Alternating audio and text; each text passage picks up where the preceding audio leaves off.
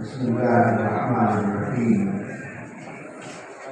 الحمد لله نحمده ونستعينه ونستغفره ونؤمن به ونتوكل عليه ونعوذ بالله من شرور انفسنا ومن سيئات اعمالنا.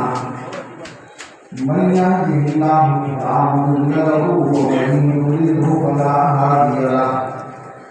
ونشهد أن لا إله إلا الله وحده لا شريك له